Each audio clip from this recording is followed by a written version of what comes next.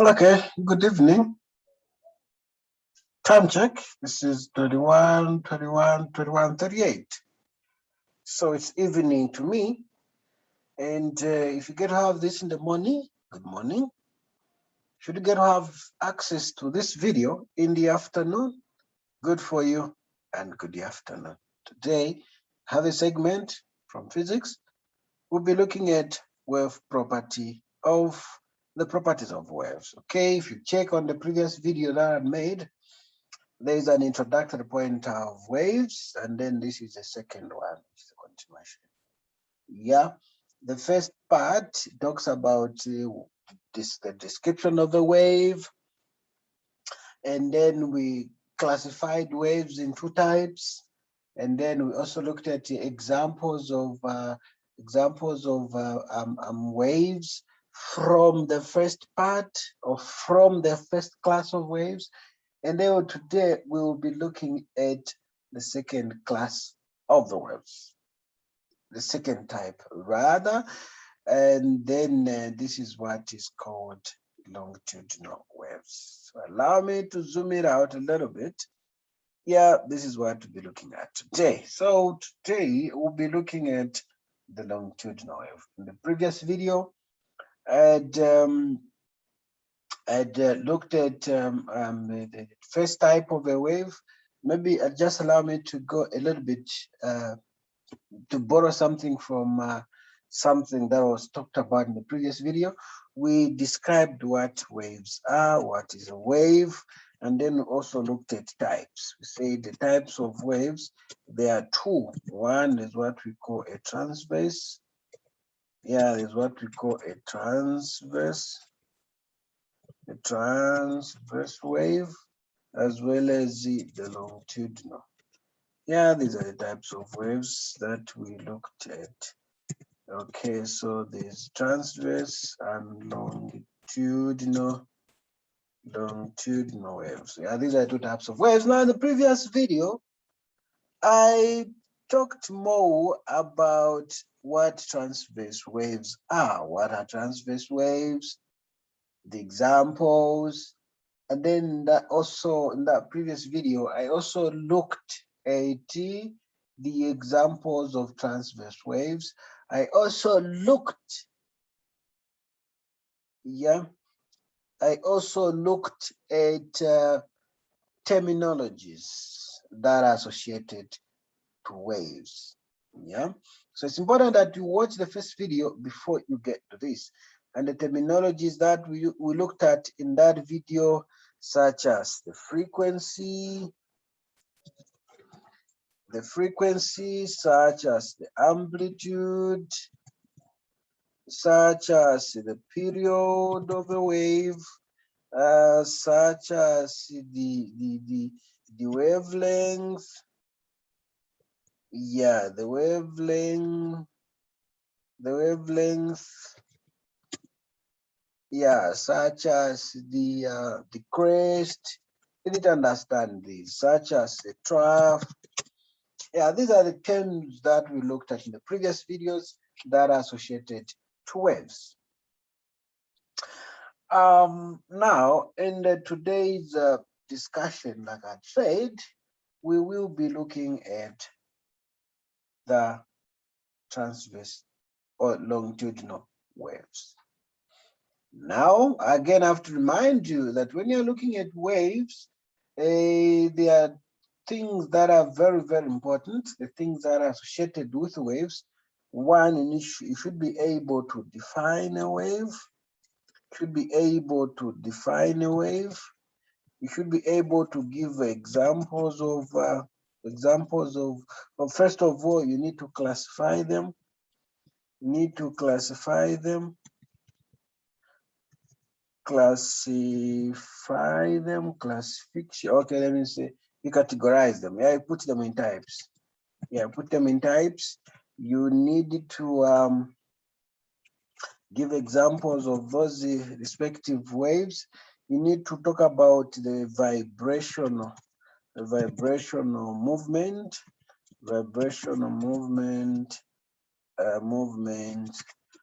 of the particles. Yeah, the vibrational movement of the particles in those waves. This is very, very important. So as we look at this, how do you define a wave? Okay, go and watch the previous video. How do you define a transverse wave? Go and look at the previous video. Today, we'll be defining what a longitudinal wave is. So what is a longitudinal wave? We're saying a longitudinal wave is defined as the type of a wave, in which the vibration of the particles, the vibrations are parallel to the movement or to the direction of the wave. These are the key terms that must be there in the definition of the word transverse wave. When you're trying to describe the transverse wave, these things are very, very important. You need to talk about the vibration of particles in that wave. How do particles vibrate with respect to the direction of the wave? Okay, let us say if the wave is going that direction, and then we have a particle here, how does it vibrate as it gets to the point where the wave is going? How do they vibrate? That is a part that we're gonna look at. Now, if you don't want to say the word, if you don't want to use the word parallel, where we say the vibration of the particles is parallel to the direction of the wave, it is important that you say that you can also say this is a type of a wave in which the vibration of the particles, or in which particles move to and fro. Yeah, that's another key point that you need to substitute with the parallel. Yeah, so that is just the definition that I can bring out. Now, when you're saying they vibrate in a to and fro pattern, how can you show that? How can you show that? So this is what it means, to and fro. Yeah, so this is a forward arrow representing to, and then the backward arrow is representing the fro. So we expect to have the particles vibrate in this kind of pattern, to and fro, which is demonstrated in here. Now, you see, if you want to understand it better, let us first look at examples of longitudinal waves. Forget about the speaker here, the diagram, forget about it for now. Let us look at the examples so that I'll pick on one of the examples and then illustrate how the parallel vibration is brought about. So let's scroll a little bit down and then let's get that. Okay, so we're saying that the examples of longitudinal waves are, number one, the first one is what we call sound waves. Sound waves are a very good example of the longitudinal wave where you have particles vibrating to and fro. And then the other one is the wave on the spring. The wave on the spring is an example also of longitudinal waves. The third and last one, this one is not much used in science, it's used in geography. Yeah, I don't know how you do pronounce that word there. I think for me, I'll say seismic P waves. Seismic P waves, these are also examples of longitudinal waves. Now, the seismic P wave doesn't sound scientific, but where do you find them? In a situation, if this is the earth crust, when you have a point somewhere here where you're experiencing the earth movement, they would say the earthquake, and then we have a Kashangombo village here. Yeah, you have a Shangombo village here. Even if you don't experience that earthquake within the same magnitude as where it is taking place, you are just able to hear the vibration of the earth. Even a tremor, yeah, you are able to just experience that vibration of the earth crust. Yeah, the type of waves that bring about the vibration are the ones that we call seismic P waves. You can understand better from geography. Now, having said that, I want to draw now a very, very important understanding on how we can say that the vibration of particles is to and fro or parallel to the direction of the wave. So like I said, now this time around, I'm going to pick on one of these examples of longitudinal waves, and then I show you how that is done. So I'm going to pick on a sound wave. Now, a sound wave, we're saying that the particles are likely to move in that to and fro kind of pattern as the wave is being propagated. How do you do that? How can you show that? So allow me to get this part of the diagram. This is a speaker, by the way. So let us say we have a speaker here. Allow me to draw my speaker in my own way. This is our speaker. And you know that at the back of the speaker here, there must be the magnet. But I'm not interested in the phenomena that happens here. I'm just interested in there is a diaphragm here. Yeah, that thing which is put here. Yeah, I hope you understand what I'm talking about.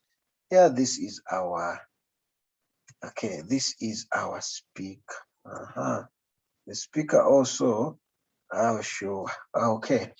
This is our speaker, and you know there's that part here. I hope you understand. Now, what happens is that in front of this speaker, there are particles, molecules of air. Yeah. Now, when this speaker is playing music, yeah, when this speaker is playing music, buzz to the full max.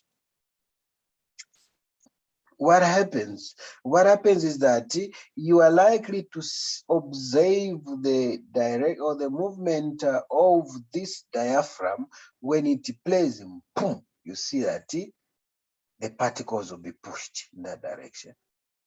Boom, boom! That kind of sound. I hope it rings also in your brain. That kind of sound. When the diaphragm pushes the particles, you find that the wave will go in that direction. The particles will go in a two transition. Now, when the diaphragm goes out, there will be a point whereby it retains its position. And the particles that are on the diaphragm here will go a fro side. Yeah. And again, when it's time for the diaphragm to go in a two pattern, you find that it will push the particles, and then they'll go in that direction. So as a result, you end up having to and fro.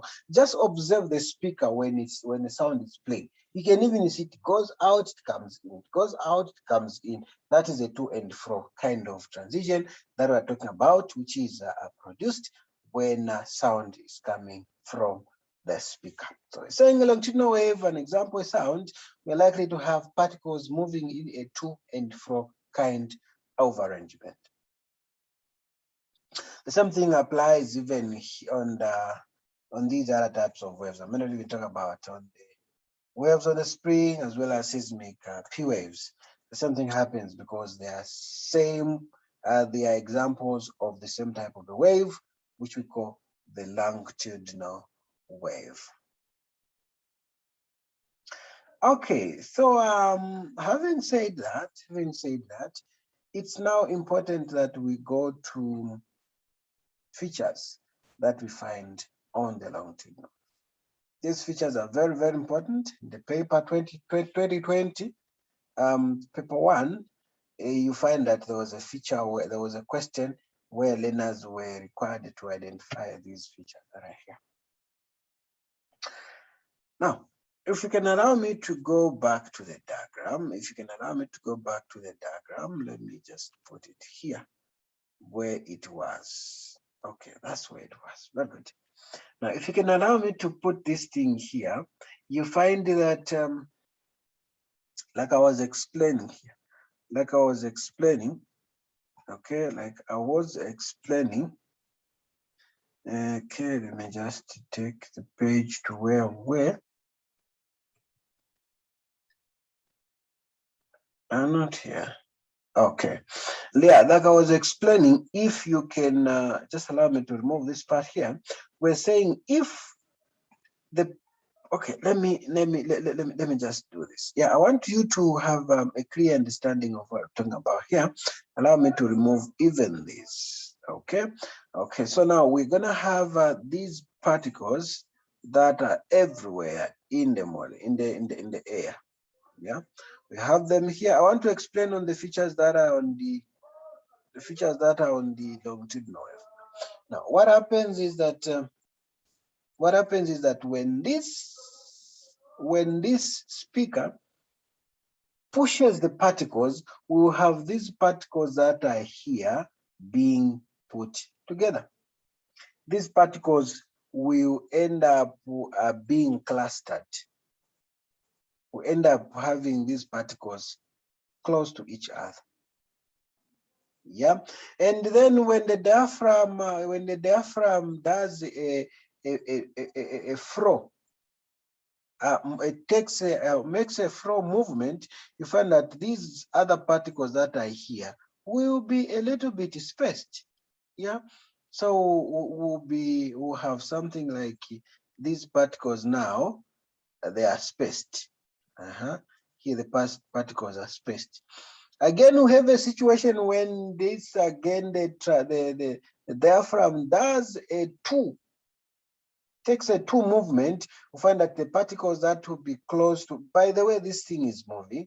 Yeah, so by the time the speaker pushes the particles, we will have these particles again close to each other. So we are likely to have this kind of arrangement on the longitudinal wave. The part where particles are closely packed to each other and the part where particles are spaced. So these are very important features that you find on longitudinal wave. So we have this part where particles are further apart to each other, and these regions, I would say, these regions where particles are closely packed to each other. So these are very, very important parts that you can talk about. So now let us go to the features. Now let us come here. So because I had made an earlier illustration here, I won't take much of the time. I'll just talk about these features. So this is the part where particles are different color. This is the part where particles are closely packed to each other, and that part is called compression. Yeah, so you're saying the compression is a part of the region of the wave where particles are closest to each other. And then we also have this part, to use a different color, we also have this part where particles are further from each other. That is what we call rarefaction. So rarefaction is a region on the longitudinal wave where particles are spaced, or they are furthest from each other. Now, if you have, allow me to draw a spot. If you have this part, okay, here particles are closely packed to each other, and here they are spaced. Here they are spaced, and we have these ones here close packed to each other. Now, remember what we said in the previous video. What we said was the part on the wave, which the distance between two parts that are identical to each other, that distance is called the wavelength. So both in the longitudinal waves as well as the transverse waves, if you have a part on the wave where two parts are identical to each other, if you calculate the distance, if you consider their distance, that's what we call the wavelength. Now, how do you determine a wavelength on the longitudinal wave? If you start from here, if you start from this region, that is the beginning of a compression, and again you come here, that's another beginning of a compression. So the beginning of a compression is identical to another beginning of a compression, which we can call wavelength, lambda. Or this is the beginning of a rarefaction, and this one also is the beginning of a rarefaction. So if you consider the distance between these two identical points, they'll give us the wavelength. Yeah, so the only guide that I'll give you is that identify two consecutive, or two successive points that are identical on the wave, and it will help you to determine the wavelength. Yeah, so that's how. But in the diagram here, they identified the middle point of a compression. It's the middle point of compression, and the other one here on the right is the middle part of the compression. So the distance between these two identical points gave us what we call the lambda, the wavelength. So it's very, very important that you understand what is happening here.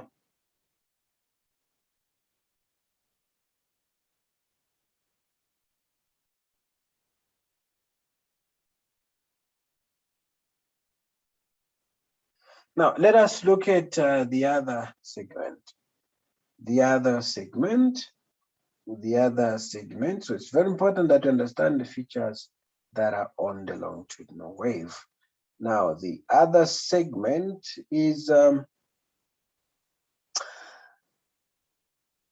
sound. Because sound is an example of a longitudinal wave, then we can take up that opportunity and talk about it. Now, remember, we're saying sound is a wave, and what we said is that a wave travels through a media, so there must be a media where the sound is traveling through. That media can be air, particles, or molecules. That media can just be a rope. That media can be water. So for a wave to travel, it has to travel through a media. It does not travel through a vacuum. Yeah. So what can we say about the properties of a sound wave? It's as good as saying the properties of a longitudinal wave. And what properties are they? We're saying that these particles vibrate in a to and fro kind of arrangement. That is one. Two, the other thing that we can say about sound waves is that they are longitudinal waves. So they'll ask you, or they'll ask Elena to give the properties of a sound wave. One, just talk about the vibrational movements of the particles. Then two, talk about the nature of a sound wave. The nature of a sound wave is that it's a longitudinal wave. And like I just mentioned earlier, is that the wave travels through a media. So it doesn't travel through a vacuum. It needs a media where it has to travel through. And the media, if it's a gas, then it's a gas, of course. And if it's water, it's a liquid. And if it's a rope, it is in a solid. So for as long as particles are involved in the transmission of the particles are involved in the transmission of the sound wave, then the nature or the arrangement of particles will have a role to play on how fast the sound can travel. We're saying that sound needs the media through which it must be transmitted. Okay, and if those media, if those media particles are closely packed to each other, there must be a way in which sound can be transmitted.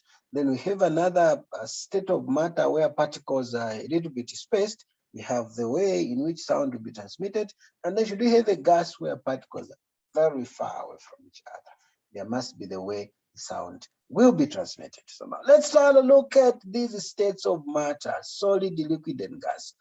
where do we expect to find particles moving faster? So let us consider this item here. This item here, let me not call that. This item here has particles that are very far away from each other. You see this media here, this medium. This medium is a gas. Now, what happens in a gas? The gas particles are very far from each other. They have a freedom to move.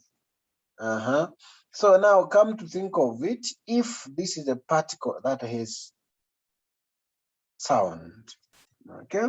If this is a particle that is involved in transmitting of sound, if this is the particle that is involved in transmitting of sound. Now, look at the distance that it has to travel from here to go and meet the other particle. Because they're saying sound or waves carry energy. So if this particle here has a little bit of energy, which is enabling the wave to move, now for it to transfer the energy to the neighboring particle, look at the space here, a lot of space. Part of energy might even be lost to the environment. As a result, the wave cannot go a longer distance because it's losing energy. Remember what we said about the fundamental law of energy conservation? We say energy cannot be created, but can just be converted from one form to the other. So energy there's likely to be energy loss. As a result, the wave cannot go much longer on the gas. So the gas, in the gases, the speed is not that much. Let us consider the liquid. The liquid, the liquid, the spaces are not as closely, the particles are not as close as they are in the gas. They are not as spaced as they are in the gas. Of course, there's also no uniformity in the way these particles are arranged. But one thing we can say is that particles are a little bit closer to each other. So if we say this particle here has been bombarded with energy as it transmits sound from one point to the other, you find that because of the smaller space between these two neighboring particles, the energy loss is minimized. As a result, the speed is a little bit, the particles or the sound is likely to be transmitted in the better way. So we are saying that gases are the least, and then followed by the liquids. And then let's talk about the solids. What happens in solids? Let's look at what happens in solids. Okay, let me just get a rubber and remove this thing. So in a solid, we have these particles that are very closely packed, not that are packed to each other in a uniform way. Look at how close packed they are in a definite manner. Those are particles. You can even see that there isn't enough intermolecular, there isn't even enough space for the energy loss to be as bad as it was in a gas or in a liquid. So you can see that particles are closely packed to each other, in so much that the transmission of energy is much faster than in the rest of the states of matter. So at times they'll ask one to state, so solid here, to state the order in which sound can move faster. So fastest, solids, followed by liquids, and the least is a gas. And the reason is because of the arrangement of the particles. And that was talked about in this diagram here. So we are saying the table below shows the speed of sound in the different media. We're talking about the speed. So we have air, which is a liquid. Oh, sorry, air, which is a gas. Then we have water, which is a liquid, and iron, which is a solid. Now let us compare the speed. Air at 15 degrees Celsius centigrade is 34 meters per second. Water, 25 degrees, which is 1,500 meters per second. And then iron, which is a solid, 5950 ms, 5,950 meters within a second. Now look at that speed. That's a very, very, very, very high speed. So that in itself proves to us that in solids, the sound moves much faster. Okay, so that is a part. Now we have these sample questions from the past papers. We may not even go to sound. Okay, maybe we might talk about it. Now let's look at the exam samples. This is, I think, both of them are coming from 2020. Section 1 and section A and section B. This is from section A and this is section B. Just allow me to scroll a little bit. Yeah, this is it's okay. So what do we have? Question 1 here says, question 1 says, a diagram below shows a learner in front of loudspeaker that produces sound. So when you hear sound, you know that that's a longitudinal wave. A longitudinal wave, we have a specific way in which particles vibrate. That's the first thing that we know. So now let's look at, we have a speaker here, and we have this person here. Now, this thing that they have given us, the war and all that, these ones are not even that important. What is just important is understanding the nature of a wave. That's a sound wave. Yeah, and it's a longitudinal wave. So which of the following diagrams best shows the gaseous air molecules between the learner and the loudspeaker? It's a longitudinal wave, so we are likely to have a to and fro kind of arrangement, which is A.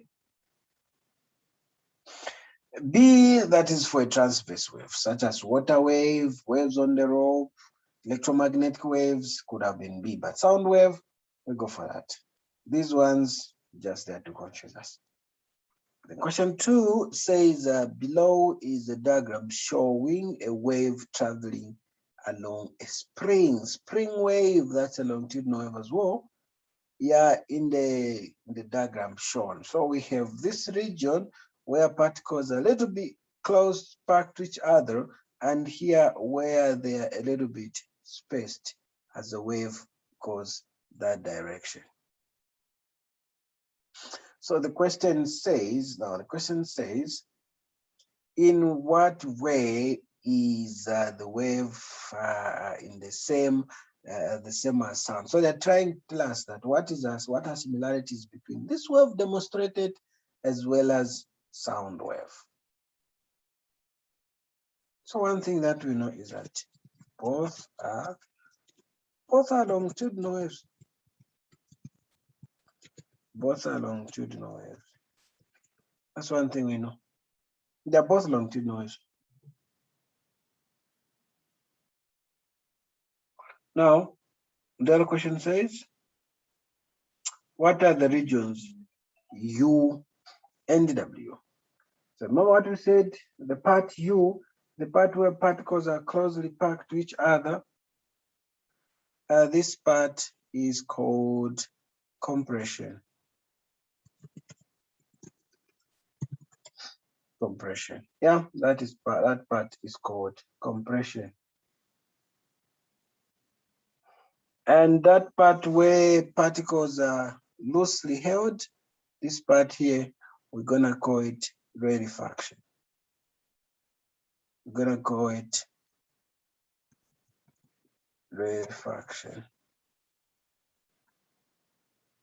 Not just too sure of the spelling. Let me just check it out. Yeah, let me just check the spelling. Okay, yeah, I'm right. Rarefaction. Yeah, those are the regions. Very simple. And then C says, this C here says, this C here says, oh, I can't get a pencil. Okay. This C here says, explain why sound waves travel faster in liquids than in gases. So when you're answering that, you should talk about the arrangement of particles in the air as well as in gases. So in gases as well as in water. So we are saying why the particles the sound waves like to travel faster in liquid. It is because particles are closer to each other than they are in gases. So that is how you should reason. You should talk about, you're trying to bring out the comparisons in the way these particles are. Yeah, so we are saying that the particles in gases are a little bit close packed to each other as they are in the liquids. Yeah.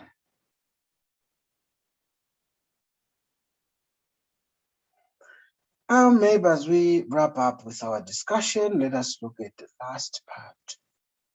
How do you determine the speed of sound?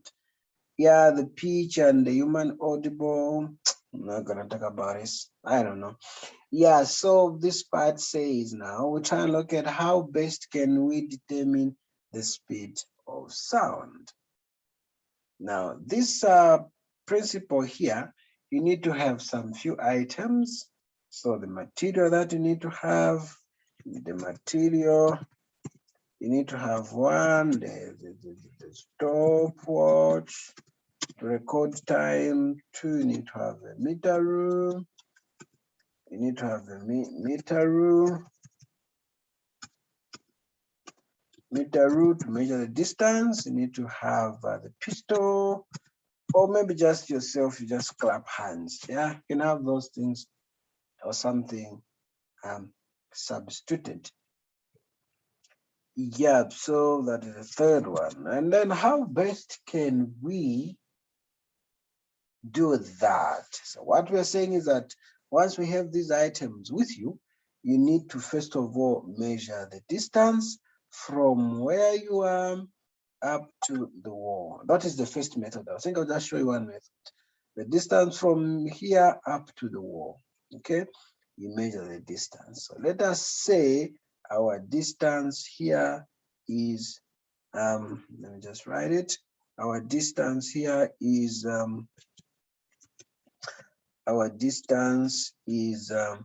let's say 480 meters. Yeah, so you measure that distance. Now, once you measure that distance, the next thing that you need to do is that you measure the, you need to measure the time that it's gonna take for sound to move from where it is being produced. I'll just show you one method. It goes and hit the wall, it bounces back, and then it is heard as an echo. How long is that gonna take? Yeah, how long is that gonna take? So once we measure the time it's gonna take, and then we have the distance between the point of the production of sound, and then it goes and hit the wall and comes back and head, when then we can use those two items to measure the speed. So let us see how that is done. So say for instance, this part, we are two now. one person fires a pistol. If this person fires a pistol, the same time the pistol is fired, then the other person here starts the stopwatch. The sound from the pistol will go and hit the wall, comes back, and the moment the echo is heard, you stop the stopwatch. Yeah, you stop the stopwatch, then you record time. Now remember the distance here, the sound went and came back. So it's like it has covered twice the distance which is recorded. So distance has to be multiplied by 2. So let us look at these steps that are itemized. So I'm saying that the speed of sound can be measured in the following way. 1, measure the distance between the experimenter up to the wall. Record it as distance, which I just did here. Then start the stopwatch as soon as you fire a pistol. The stopwatch is started. And the moment the sound goes to hit the wall, comes back, the echo is heard, you stop the stopwatch. As soon as you hear the echo, you stop the stopwatch and record the parameters in the book. Now, once you have that, how do you perform the calculations? So this is how the calculations are performed. So remember, we are saying that, remember the total distance traveled by the sound is that it went and came back. So we're gonna say 2 times the distance, because this distance here is just 1. But it went and came back. So we're going to multiply that by 2. And then, so if we take this as our distance for the example, and then we're going to say 2 times that distance. And then let us say if the time taken was 15 seconds for sound to move from the experimenter here, it went, okay, from the experimenter here, it went, hit the wall and came back. We can take that to be as 15 seconds. Then we can say how best can we calculate the speed. We're saying the speed is equal to 2 times the distance and then divided by time. Oh, I think something here was messed up. Yeah. So we're saying that, so if we say 2 times 480, it gives us 960. Then here we're gonna maintain the 15. Yeah, so when you divide that by 15, the speed gets to be 64 meters per second. So that's how best you can measure the speed.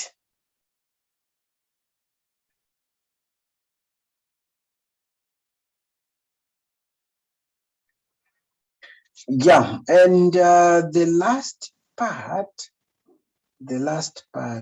is the pitch. The pitch. How do we understand by the word pitch? How do you understand by the word pitch? And how does it affect sound? How does it affect sound? So we're saying that the pitch of sound depends on frequency. The pitch of sound depends on frequency. Now, how can we explain that? How can we explain you that? So let me show you how that can be done. Let me just switch off my data. It's steady. So how best can we do? Now take these 2 as examples. We have example 1, wave 1, and this one is wave 2. Or rather, let us first go to this. This is our rope fixed at one point, very firmly tied. And then we have a human being who wants to create, sorry, my data is off, who wants to create a wave here. Now, how best does he do? How best does he do? He wants to start pulling the rope or doing the rope in an up and down way so that the wave is created. Now, one thing that I want you to pay attention is that if this person is very, very fast in doing the wave, you find that the wave will be very small and it will be in that way because the wave is it's produced very fast. As a result, the wavelength is going to be very short. Yeah. So because the wavelength is going to be short, and then the time it's going to take to produce a wave, which we call period, the time it's going to take to produce a period is going to be very small. Yeah, the time taken to produce a wave will be very small, and because of that, we can say the frequency is equal to 1 over time taken to produce a wave. So out of that, you get to have the frequency produced. And now remember, we said the speed of the wave is equal to frequency times the frequency times wavelength, or wavelength times frequency. So we can see that the speed of a wave depends on the frequency as well as the lambda. And how was the lambda brought about? How fast someone does the rope. So find that this wave can even go a longer distance because of the frequency. Now, what about someone who is very, very slow in doing all this that we've talked about? Someone is very slow in doing all this that we've talked about. You find that if someone is very slow, we end up having a boring wave, very boring, yeah? And you find that the wavelength man is going to be very, very big. The wavelength, the lambda is going to be large.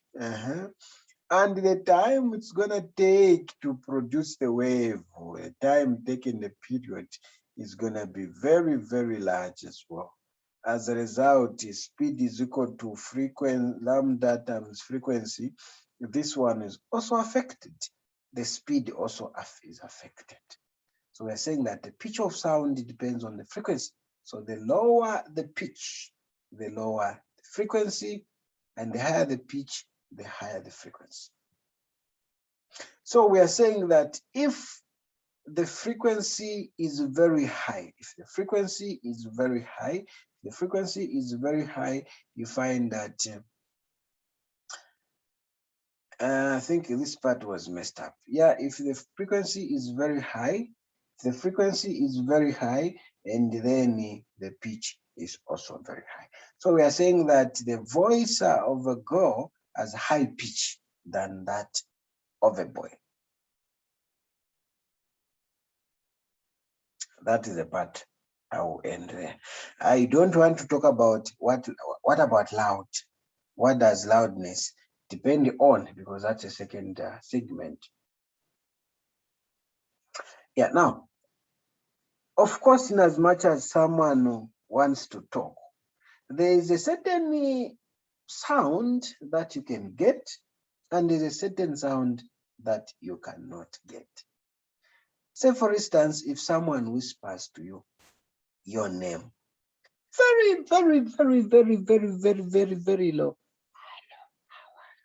If the volume is very low, you find that you can't get it. And then there are times you get on the bus and then this person just playing music anyhow. You see, anyhow, you won't even be able to get the sound. It will just be noisy. Yeah, to just be noise. You can't even get the sound, you can't even get the message in that song. It will just be noisy because it is going outside the range. Now, the range, the interval, or the interval of or the range of the frequency where a human ear can hear is what we call human audible sound, and that is quantified in terms of the frequency. So the frequency is what helps us to quantify the amount of sound that a human ear can hear. So it is quantified in terms of the frequency. Now, there is the smallest that you can take, which is what we call the lowest range, and the lowest range is 20 Hz. 20 Hz. That is the lowest sound, the lowest frequency someone can hear. And then the highest is 20,000 Hz. So this is the lowest frequency that a human ear can hear. Sometimes they'll ask you what is the range of the human audible sound. So you should know that the highest frequency is 20 Hz, and the lowest is 20,000. The lowest is 20 Hz, and the highest is 20,000 Hz. Now, how does that help us? If someone is playing music, whose frequency is higher than 20,000 Hz, as stipulated by audiologists, yeah, you find that someone can become deaf. How? When you have headsets plugged on your phone, then you want to maximize the volume.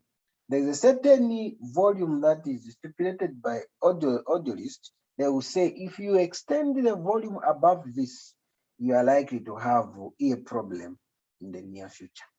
It is because you are trying to put music that whose frequency is above the highest limit. There's a warning that comes on your phone. But when someone is drunk, you find that these drugs, what beer does, you see, it reduces the hearing capacity, even when it is very loud. As if you are not even talking to him, because the hearing ability reduces when someone's drunk. That's why they are able to shout.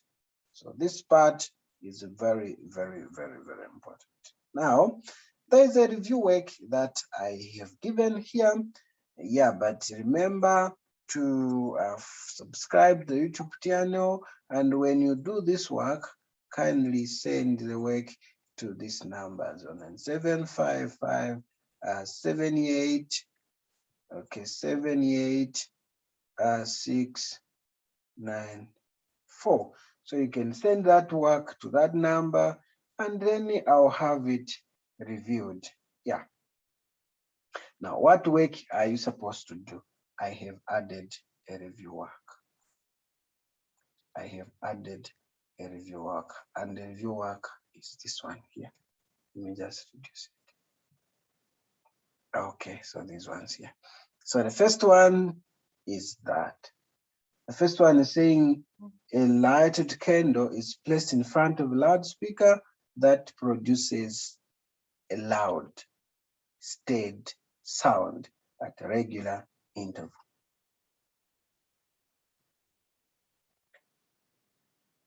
Now, how best can we approach that question? What type of a wave? So you need to know the type of a wave and the direction of the particles. That is one thing you need to know. Then the other one here says a human audible frequency ranges 20 Hz to 20,000 Hz, taking the speed of sound in air to be that. What is the upper limit, which is the highest, and of the human audible frequency? You know that.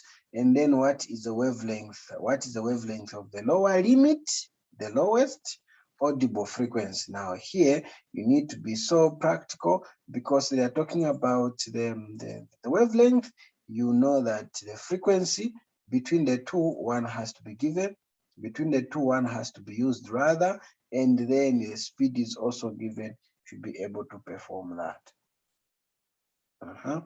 Then the last one here is saying,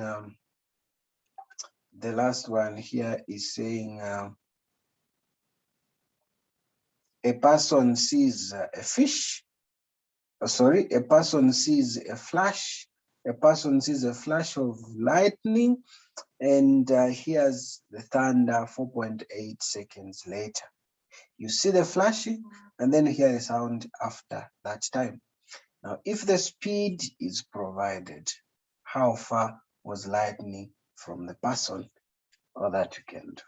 That is the work I want to have being done. Thank you very much for your time, and I very much appreciate, and I have to leave it to you so that you do the work in the nice way. Thank you very much. Do not forget subscribe to Tianio and then when you are done with the work, just send a picture to this WhatsApp number +26 097 then 55 78 694. Thank you very much.